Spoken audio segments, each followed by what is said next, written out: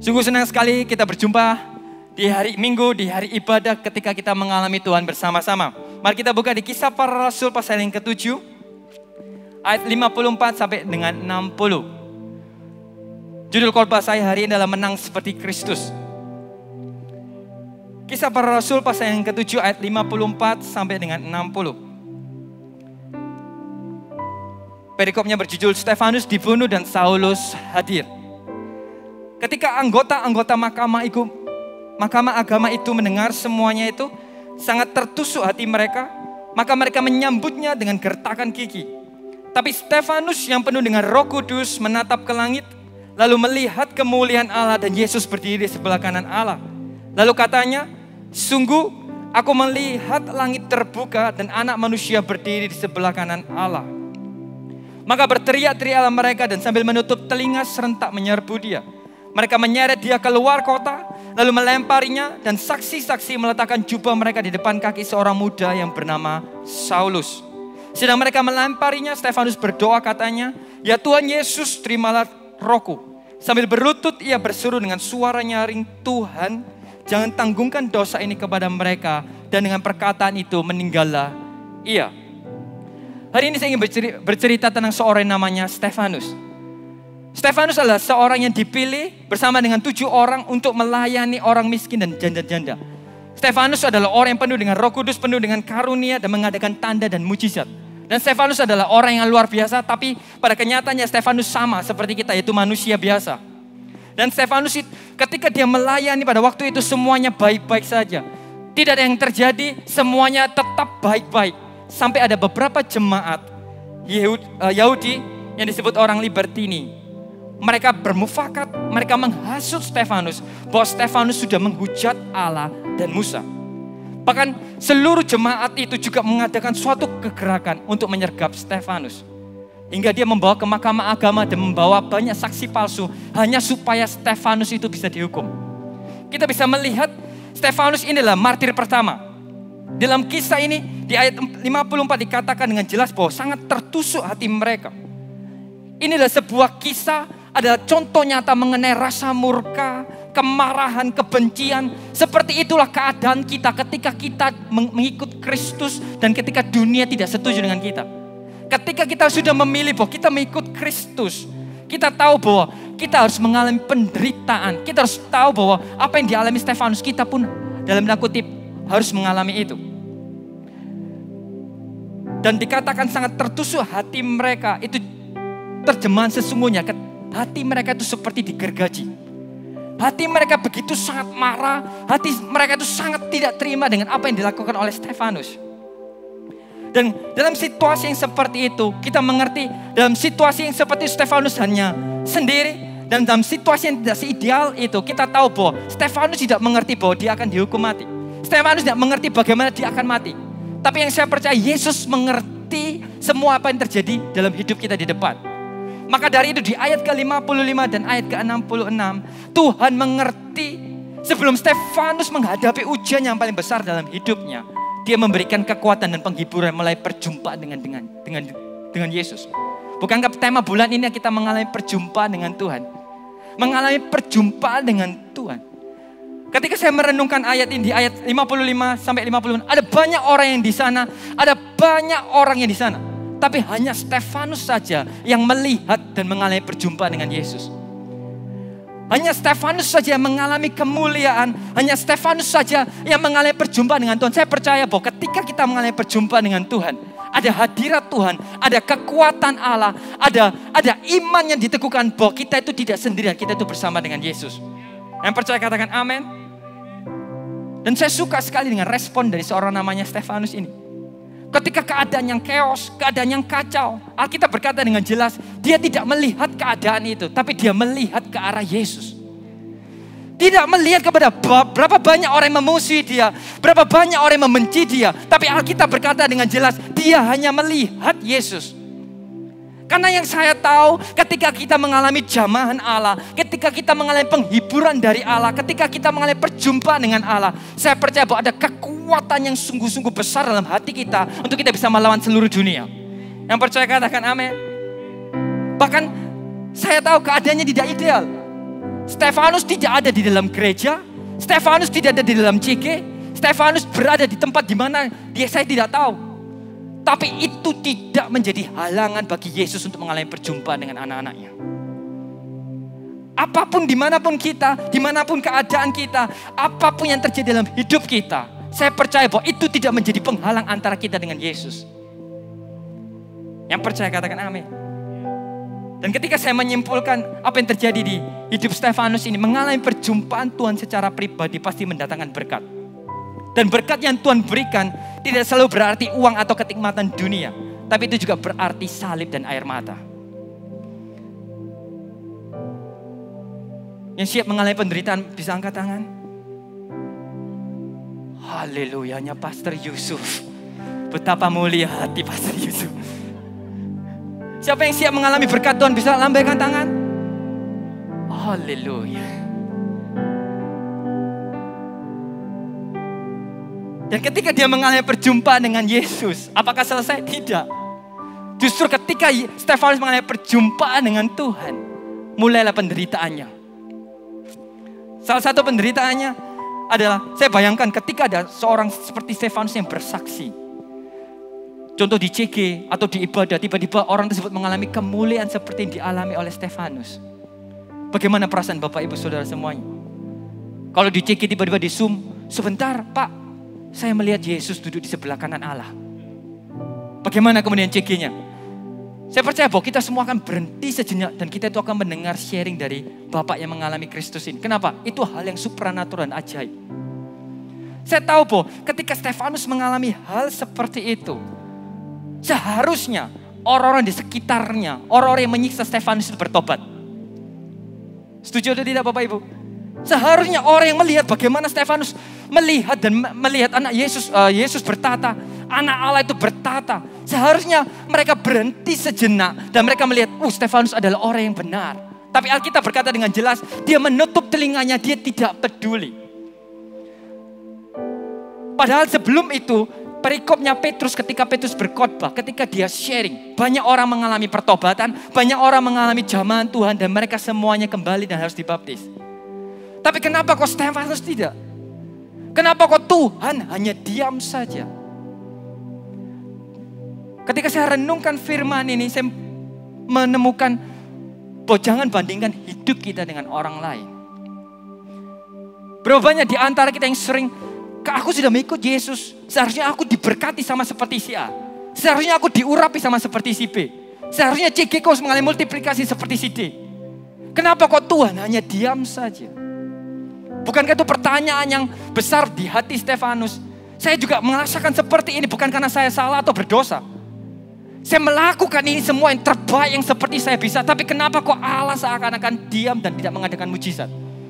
Saya percaya bahwa Allah itu sanggup ketika Stefanus meminta dan kemudian Yesus datang dan semua dijamah satu-satu bisa. Tapi kenapa kok Tuhan tidak melakukan itu? Apalagi penderitaan Stefanus. Dia hanya sendiri Bapak Ibu Saudara. Di manakah 6 orang yang diangkat bersama dengan dia?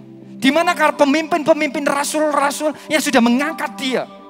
Yang mendoakan dia? Di manakah orang Kristen yang lain? Hanya dia seorang diri dan tidak ada yang lain. Dan menurut saya penderitaan yang sangat menyesakkan itu ketika kita banyak masalah dan kita itu sendiri.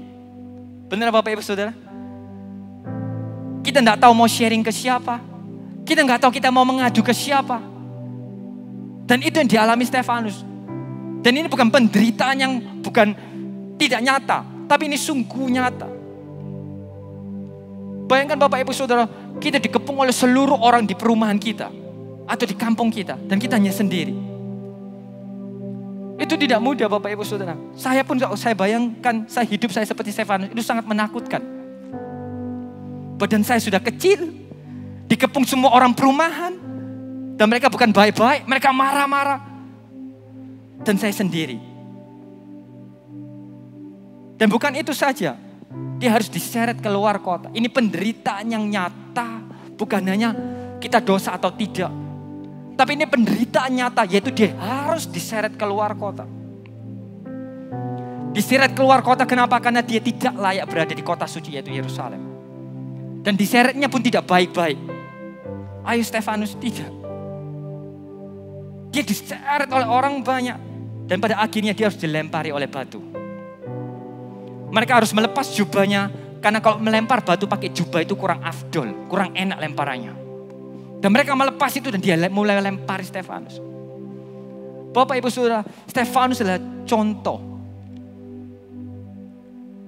Dimana ketika kita mengikut Kristus. Bukan hanya berkat yang kita terima. Dimana ketika kita mengalami perjumpaan dengan Tuhan.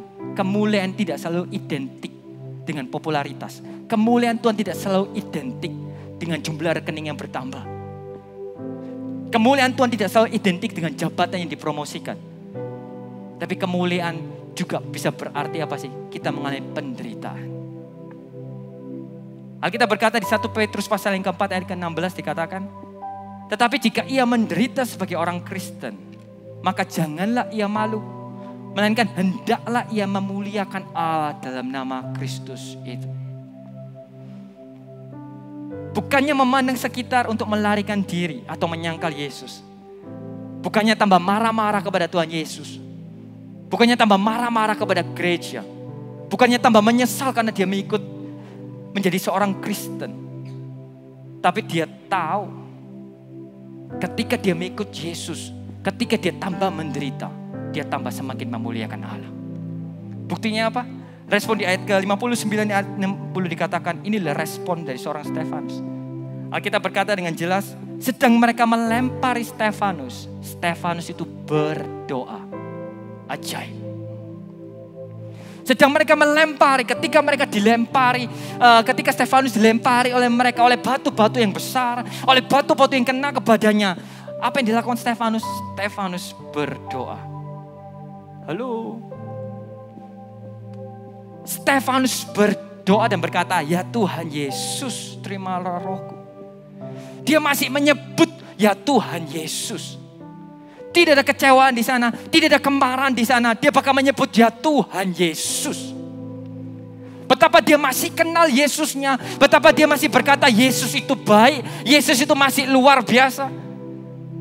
Karena saya tahu Yesus bisa menolong, bisa. Tapi seakan-akan Yesus tidak menolong untuk apa sih? Untuk melihat iman kita. Apakah kita mencintai Yesus dengan segenap hati kita? Saya sangat suka. Sekalipun dia harus mengalami penderitaan dari banyak orang-orang jahat, hatinya tidak menjadi jahat. Sekalipun dia harus diperlakukan tidak adil, hatinya tidak terkamiri. Hatinya tidak mangkel, tapi hatinya tetap berkata, ya Tuhan Yesus. Sehingga saya bisa menarik sebuah pelajaran untuk kita. Mereka bisa menyeret Stefanus keluar kota dan jauh dari bait Allah. Tapi mereka tidak akan pernah bisa menyeret Stefanus keluar dari kasih Allah. Mereka bisa mengangkat kita, mereka bisa paksa kita keluar dari bait Allah. Tapi tidak satu orang pun yang bisa memaksa kita keluar dari kasih Allah. Alkitab juga berkata, tidak ada satupun baik pemerintah-pemerintah di udara, baik Roro, baik pemimpin apapun itu semuanya. Tidak dapat satupun yang bisa memisahkan kita dari kasih Allah. Dan itu yang terjadi Stefanus. Berapa banyak di antara kita dalam penderitaan yang hebat. Stefanus masih mengingat Tuhan. Stefanus bukan Kristen yang gampangan. Ketika menderita sedikit, sudah aku gak mau gereja. Sudah aku gak mau CG. Tapi Stefanus sudah membuktikan dalam penderitaan yang hebat. Dia punya kedewasaan dan dia masih mengingat Yesus. Amin. 2 Timotius pasal yang ketiga ayat 12 dikatakan seperti ini juga. Ada tertulis, memang setiap orang yang mau hidup beribadah dalam Kristus Yesus akan menderita aniaya. Kalaupun Allah menolong kita, itu puji Tuhan. Tapi kalau Allah tidak menolong aku akan tetap setia dan menjadikan dia Yesus Tuhanku. Bukankah itu yang imannya dinanti-nantikan oleh Tuhan Yesus? Bahwa Kristen kita mengikut Tuhan bukan hanya baik saja kita ikut. Tapi sekalipun aku harus menderita, sekalipun aku mengikut Kristus, dan aku mengalami banyak pencobaan, aku akan tetap berkata bahwa Yesus adalah Tuhan. Berikan kamu yang luar biasa bagi Tuhan. Dan bukan itu saja Bapak Ibu Saudara. Alkitab juga dikatakan di ayat ke-60. Sambil berlutut ia berseru dengan suara nyaring, Tuhan jangan tanggungkan dosa ini kepada mereka. Usai cinta sekali dengan Stefanus ini, selain namanya mirip dengan saya, orang banyak melempari, dia berdoa. Orang banyak membenci dia, dia berlutut. Ajaib. Di tengah situasi yang seperti itu, dia masih bisa berlutut, Bapak Ibu Saudara. Dan saya juga suka doa yang kedua, dia berdoa syafaat. Dia berdoa untuk siapa? Pengampunan bagi musuh mereka. Apa yang dilakukan oleh mereka itu sungguh kejam. Tapi sudah yang seperti tadi saya bilang, kekejaman mereka tidak mempengaruhi hati kita. Dia berdoa bagi musuh, Tuhan, ampunilah mereka. Tuhan jangan tanggungkan dosa ini kepada mereka. Stefanus sama sekali tidak kecewa. Apakah kita punya hati yang seperti Stefanus? Ketika kita dihina, kita semakin memberkati. Ketika kita difitnah, kita semakin berlutut dan berdoa. Dan saya sudah pernah bilang, ketika kita berdoa dan memohon ampun bagi musuh kita, saya tahu belum tentu musuh kita berubah. Tapi yang dilihat Tuhan itu bukan musuh kita berubah atau tidak. Tapi yang dilihat Tuhan apakah kita berubah atau tidak. Musuh kita boleh tidak berubah, tapi hati kita semakin berubah. Kenapa? Karena hati kita semakin serupa seperti Kristus. Dan berdoa untuk siapa lagi? Dia berdoa bagi jiwa-jiwa. Ada satu jiwa di sana, seorang namanya Saulus. Alkitab berkata adalah orang yang muda. Dia berdoa bagi Saulus, ampuni dosanya. Kita mengerti, kita sepakat bahwa apa yang dilakukan oleh semua orang kepada Stefanus itu kejam. Dan Stefanus juga ada Saulus juga ada di sana. Tapi saya juga percaya, sebesar apapun dosa Saulus, ini adalah bukti bahwa Yesus itu bisa mengampuni segala apapun dosa kita. Sekejam apapun kita, seberdosa apapun kita, masa lalu kita, sehancur apapun hidup kita, seburuk apapun, segala apapun yang kita lakukan, Saulus adalah bukti contoh bagi kita semuanya bahwa Allah yang kita punya, Yesus yang kita punya, itulah Maha Pengampun, Maha Pengasih, dan Dia tidak perhitungkan segala dosa kita dan kita menghukum kita. Berikan kamu yang luar biasa bagi Tuhan. Dan Saulus sebagai sebuah contoh, kita masih punya kesempatan di hadapan Yesus. Kalau kita bertobat, Yesus masih setia untuk mengampuni dosa kita. Tidak ada alasan bagi kita untuk meninggalkan Tuhan karena kita sudah cukup berdosa. Tidak ada alasan bagi kita untuk meninggalkan Tuhan karena kita tidak layak bagi Tuhan. Tidak ada alasan bagi kita untuk meninggalkan Tuhan karena tidak ada satupun orang yang bisa memulihkan dosaku. Saulus sudah menjadi sebuah contoh bahwa dosa apapun kita, sehancur apapun kita, Allah sanggup menolong kita. Allah sanggup mengampuni kita. Karena itu kita percaya bahwa Yesus adalah Allah di atas segala Allah. Yang terakhir, dan dengan perkataan itu meninggallah ia. Dalam terjemahan King James dia berkata dia tertidur. Bayangkan Bapak Ibu Saudara, begitu tenangnya kan. Dia meninggal, dia tertidur. Dia nggak panik, dia tertidur. Kenapa sih? Kenapa kok dia bisa tenang seperti itu? Karena yang saya tahu, ketika kita mengalami perjumpaan dengan Kristus, ketika kita mengalami zaman Kristus, kenapa dia bisa tenang? Karena segala apapun yang dia lakukan serupa seperti Kristus. Saya percaya semakin kita dilawat oleh Tuhan, semakin kita mengalami Kristus, itu akan berdampak bahwa setiap apapun yang kita lakukan, setiap perkataan yang kita ucapkan, kita sama seperti Kristus. Kenapa Stefanus bisa tidur nyenyak? Karena dia tahu, dia apapun yang sudah dilakukan, itu seperti Kristus. Doanya juga sama seperti Kristus. Ya Tuhanku, serahkan nyawaku. Pengampunan ketika dia minta ampun untuk orang-orang yang menyiksa dia juga sama seperti Kristus. Dianiaya juga sama seperti Kristus.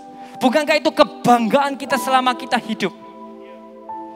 Kalau hidup kita, kalau kita tahu bahwa di gereja kita mengalami lawatan Tuhan, kalau di CG kita mengalami lawatan Allah, itu berdampak dengan apa? Bahwa segala apapun yang kita lakukan, segala apapun yang kita bicarakan, itu semakin serupa seperti Kristus. Yang percaya katakan amin. Semua apa yang dia lakukan. Dan ini contoh yang baik. Kalau kita berkata, aku seperti Yesus itu susah karena Yesus adalah Allah. Tapi Stefanus adalah manusia biasa. Kalau manusia biasa ini bisa, artinya kita semua juga bisa.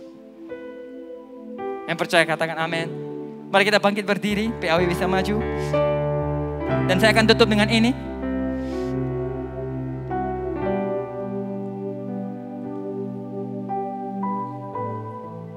Dua Timotius pasal yang keempat, ayat 7-8. Aku telah mengakhiri pertandingan yang baik. Aku telah mencapai garis akhir dan aku telah memelihara iman. Sekarang telah tersedia bagiku mahkota kebenaran yang akan dikaruniakan kepadaku oleh Tuhan, Hakim yang adil pada harinya. Tapi bukan hanya kepadaku, melainkan juga kepada semua orang yang merindukan kedatangannya. Hari ini saya percaya bahwa Gereja Mawar Zion Surabaya akan bertambah kuat, semakin serupa seperti Kristus. Dan bukan itu saja. Stefanus adalah contoh yang baik untuk kita semuanya. Dia hidup bagi Kristus. Dia mati untuk Kristus. Dia hidup memuliakan Kristus. Bahkan matinya kenapa dia bisa tenang. Meninggalnya kenapa kok dia bisa tenang. Karena dia tahu dia sudah mengakhiri pertandingan baik. Dan dia serupa seperti Kristus. Dan melakukan kehendak Allah dengan sempurna. Dan bukan itu saja. Ketika dia meninggal. Dia tahu bahwa dia sudah berhenti hidupnya. Tapi saya juga tahu ketika dia berhenti hidupnya, itu artinya apa? Dampaknya tidak pernah berhenti. Dampaknya dikenal oleh banyak orang. Dampaknya masih tetap ada dan menjadi berkat untuk kita semuanya. Dan ini yang menjadi doa saya, Gereja Mawar Zion Surabaya. Kita semua ketika kita meninggal, kita bukan hanya meninggal saja, tapi kita meninggalkan dampak yang besar, dampak yang kekal. Bahwa hidupku serupa seperti Kristus, bahwa hidupku sama seperti Kristus.